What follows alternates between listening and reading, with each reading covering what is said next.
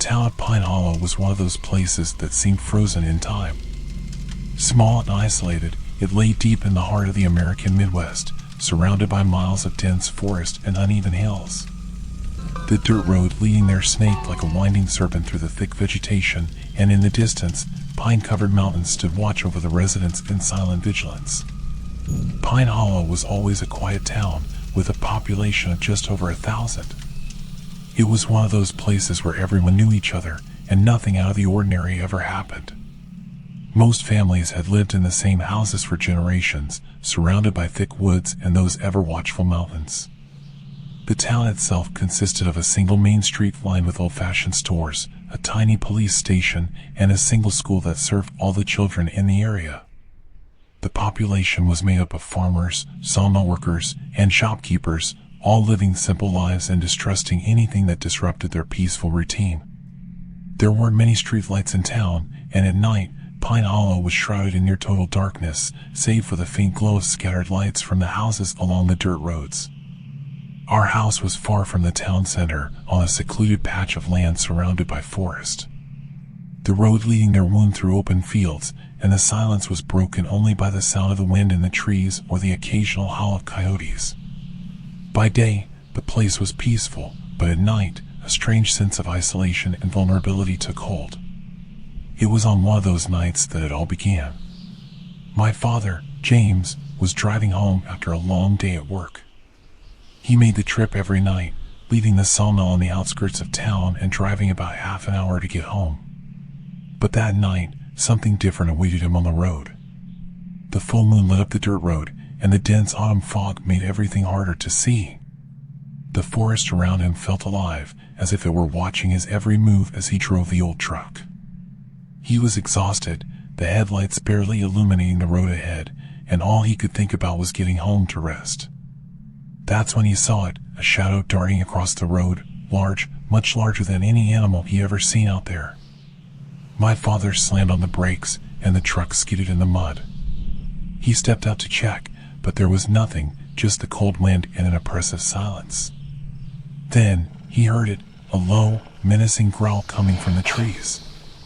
Before he could react, something massive lunged out of the darkness and attacked him. It was a creature covered in fur, with sharp claws and glowing eyes that caught the moonlight.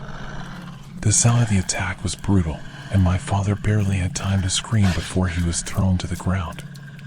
He fought back, trying to escape, but the creature's strength was inhuman. He felt its teeth sink deep into his shoulder, and the pain was excruciating. Everything became a blur of blood and growls. The creature didn't kill him. Instead, it left him alive, as if knowing what would come next.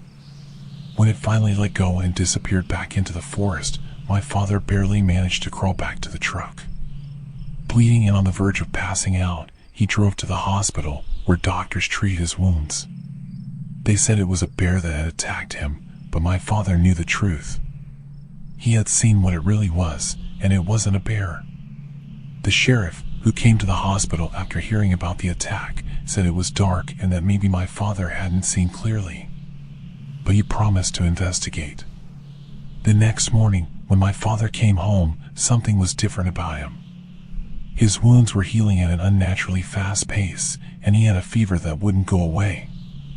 We, his family, didn't notice what was happening right away. But as the nights passed, the transformation began. The man we knew started to disappear, replaced by something far more dangerous. The creature that attacked him hadn't killed him that night. It had condemned him to something far worse. And that was when the real terror began for our family. That fateful night, the weather changed completely. The wind howled outside, rattling the windows of our old house. Tommy and I were watching TV in the living room while my mom was in the kitchen. My dad, locked in his room, hadn't come out for dinner. Ever since the attack, he seemed different, more irritable and prone to sudden bursts of anger. When we looked at him, his eyes glowed in a strange way, as if a shadow had taken up residence behind them. It was late at night when we heard the first sound, a low, guttural growl coming from my parents' room. My mom rushed upstairs, leaving Tommy and me frozen in the living room. Everything seemed quiet again, but then we heard her scream.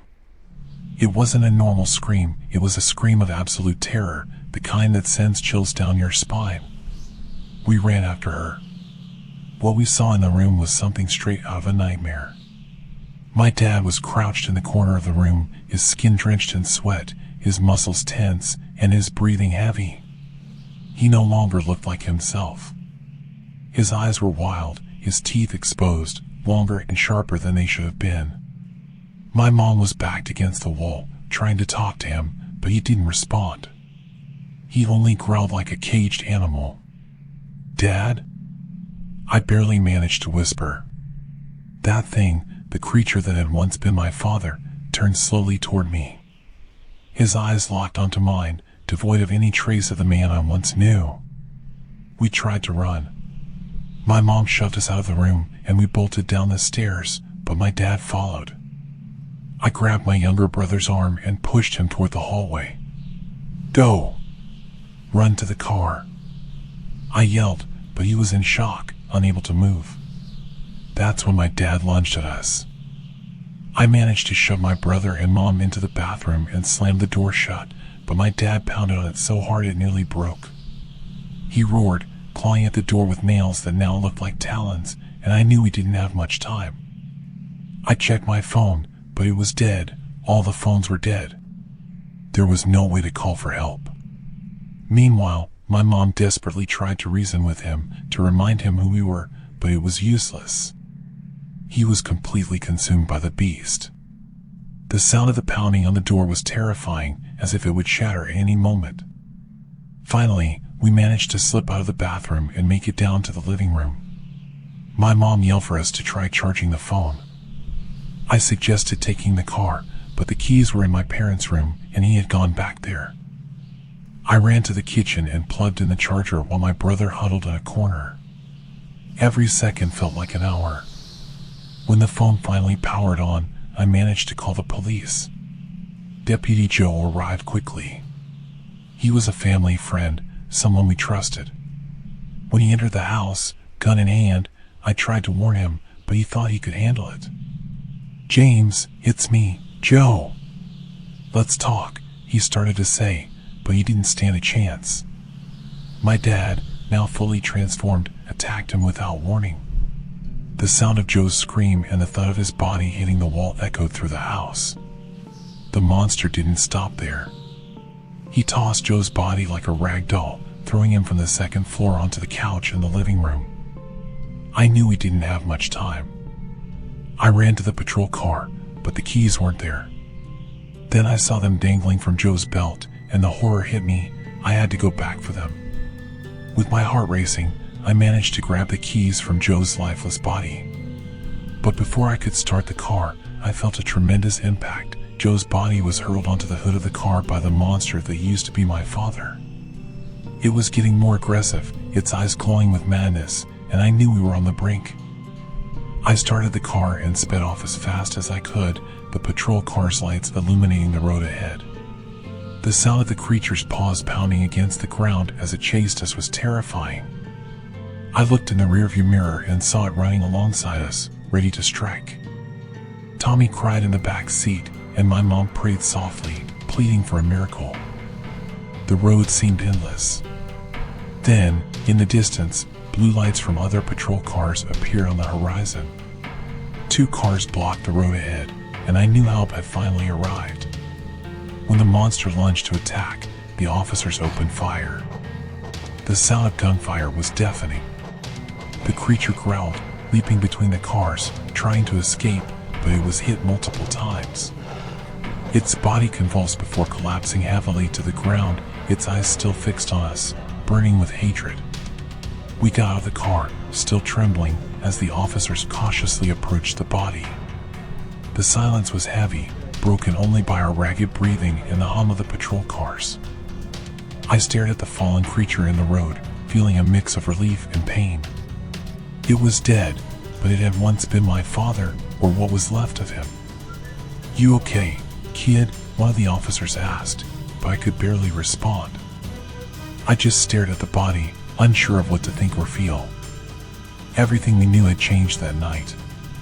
The beast was dead, but the terror it brought into our lives would never leave.